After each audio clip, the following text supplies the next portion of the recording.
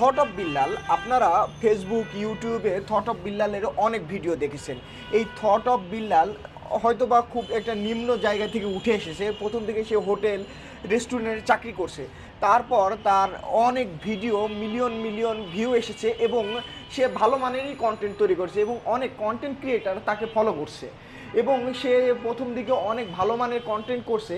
কিন্তু কিছুদিন আগে দেখলাম তার ফেসবুক পেজটা হারিয়ে গেছে, যার মিলিয়ন পেজ 3 মিলিয়ন বা এর অধিক তার ফলোয়ার ছিল।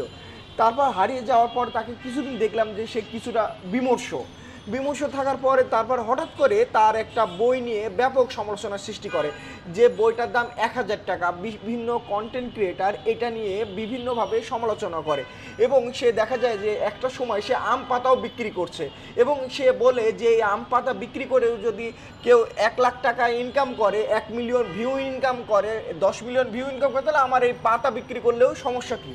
তারপর রিসেন্ট আপনারা কিছু ভিডিও যদি খেয়াল করেন, আলামিনে যে দুর্ঘটনা ঘটলো আগুন নিয়ে, তারপরে তার কিছু ভিডিও দেখা যায় আগুন নিয়ে সে ব্যাপকভাবে ভিডিও করছে এবং প্রত্যেকটা ভিডিওতে সে 10 মিলিয়ন ভিউ, 8 মিলিয়ন ভিউ।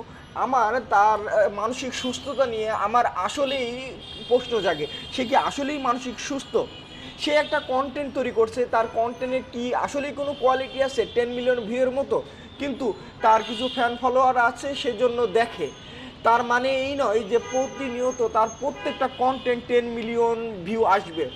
এটা খুবই দুঃখজনক। তার মতো একজন কন্টেন্ট ক্রিয়েটার সামনের দিকে এগিয়ে যাচ্ছিল, সে হঠাৎ করে এই ধরনের অ্যাবনর্মাল আচরণ করছে।